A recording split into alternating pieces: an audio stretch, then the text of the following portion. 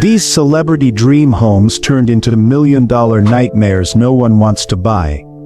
They had fame, fortune, and mansions that looked like they came straight out of a fantasy, but behind the luxury gates and sparkling pools, some of the biggest names in the world were hiding a strange secret: no one wanted their homes.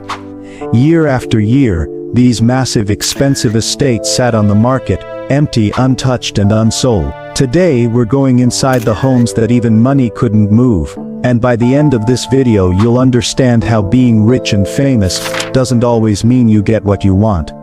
Let's begin with a name that needs no introduction: Michael Jordan. Known as the greatest basketball player of all time, Jordan's home in Highland Park, Illinois was supposed to be a legacy estate. Built in 1995, this house covers over 56,000 square feet.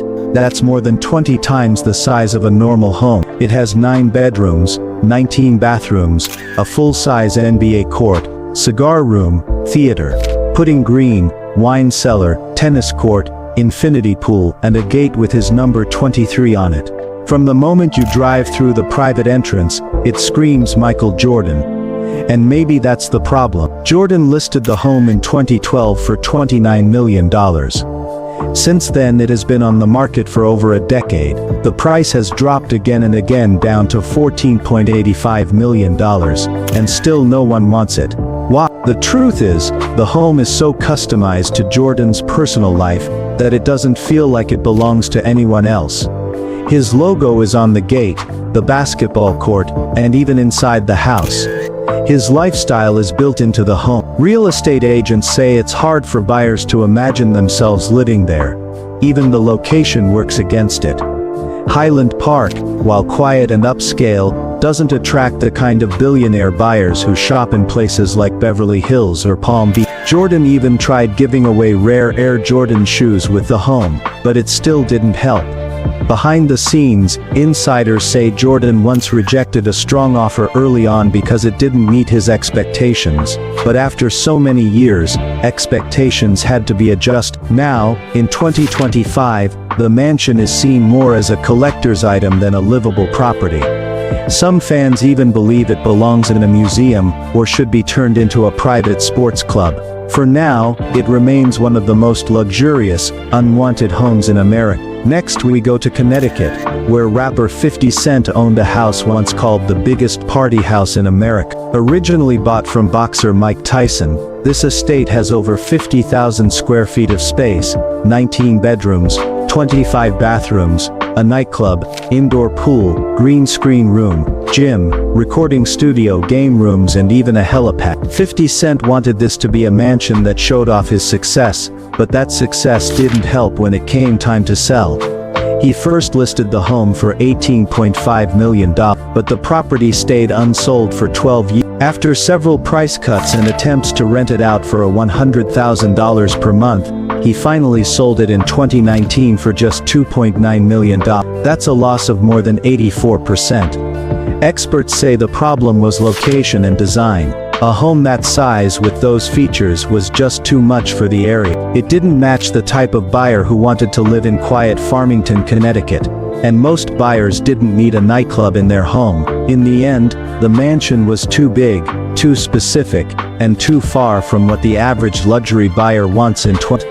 There's a deeper story here. During the time the home sat unsold, 50 Cent went through financial issues and even filed for bankruptcy in 2015. Though he recovered and rebuilt his empire, the mansion became a symbol of the highs and lows of celebrity wealth. For a while it stood as a reminder that even the most successful stars can make choices that don't pay off in the long run. In New York City, another legend struggled with real estate: Keith Richards of the Rolling Stone. His penthouse in the famous 1/5 Avenue building had 3 private terraces, stunning views of Washington Square Park, and a stylish design with leather, bronze, and wood. He and his wife bought it for $10.5 million in 2014. 3 years later they tried to sell it for over $12, but the market didn't bite. They had to drop the price again and again, until finally selling it for $995 million. Losing $1.5 million in the process. The problem here wasn't size or location, it was style. The design, while elegant and unique, didn't appeal to everyone. The home had personality, but not enough flexibility. Buyers today want homes that feel modern, clean and ready to move in. Even in a luxury market like Manhattan, there's a limit to how much people will pay for a space that feels too different. One buyer who toured the place reportedly told an agent it felt more like a set for a music video than a family home. That kind of feedback, while rare, can crush a list. In 2025, with real estate analytics tracking buyer behavior closely, homes like Richard's are often passed over after the first virtual tour.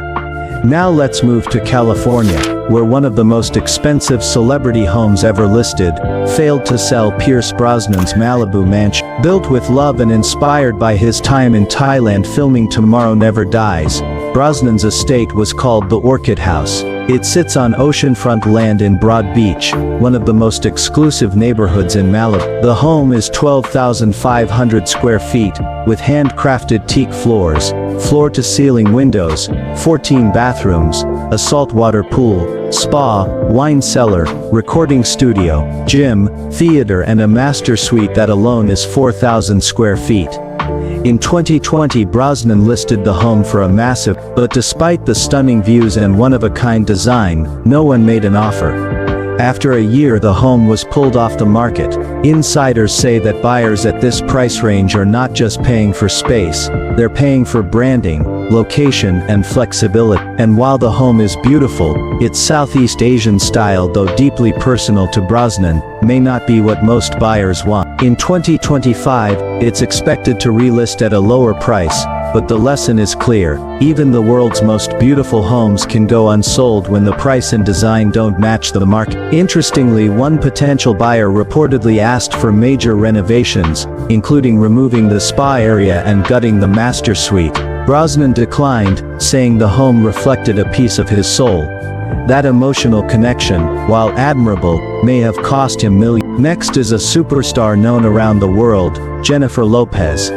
In 2010, J.Lo and then-husband Mark Anthony bought a massive estate in Hidden Hills, Los Angeles. The home sits on 3 acres of land and covers over 7. It includes 9 bedrooms, 8.5 bathrooms, a library, formal dining room, private office, chef's kitchen, and a master suite with its own terrace and sitting area. The entertainment wing is what made it stand out. There's a full home theater, game room, gym, recording studio and dance studio. It was a performer's dream, but when Lopez listed the home in 2015 for $17 million, it didn't sell. Despite being in a gated community filled with celebrities like Kim Kardashian and Miley Cyrus, the mansion lingered. After several price cuts, it finally sold for about $10 million. Again, the reason came down to customization. The home was tailored to Lopez's career, great for her but not for the average buyer. The high price combined with personal design made it harder for others to see it as their own. One realtor shared that buyers often felt overwhelmed by how museum-like the entertainment wing felt. "It's like walking through a trophy case," one commented. In luxury real estate, the goal is to feel at home, not like you're on someone else's stage. And now we go to Calabasas, where drummer Tommy Lee had a home that looked like it belonged on a movie set. Bought for $5.85 million in 2007, this mansion had 6 bedrooms, 8 bathrooms, an atrium with palm trees and a koi pond, rustic Mediterranean design, a theater, wine room and a full recording studio.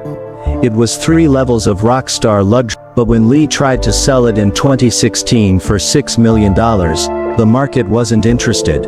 After many years and many price drops, the home finally sold for $3.6 million, well below what he paid.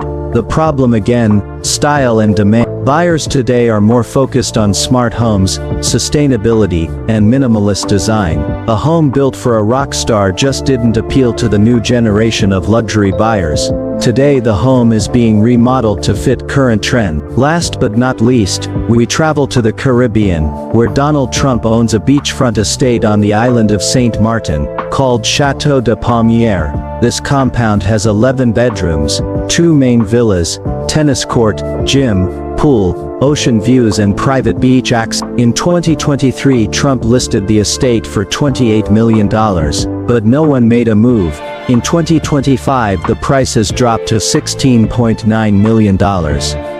Why the lack of interest? The location for one. Whilst Martin is beautiful, it's not the first choice for ultra-wealthy buyers looking for easy access to business hubs or luxury services. The price was also considered too high compared to similar properties on more popular islands, and while the estate has the potential to earn rental income, buyers at this level are not usually looking for investment, they're looking for lifestyle.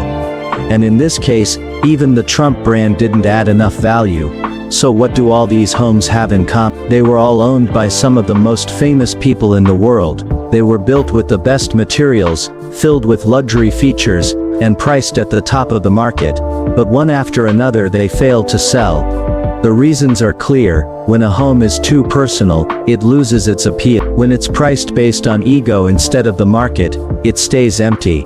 And when the design is too bold, too custom, or too outdated, buyers walk away.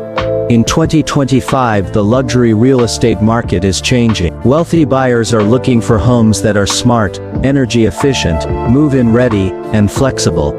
They want clean lines, simple designs, and locations that offer value and convenience. Today, even the rich want homes that feel peaceful, not like museums of the past. These celebrity mansions may have been built to impress, but many of them have turned into reminders that even fame and money can't change the rules of real estate.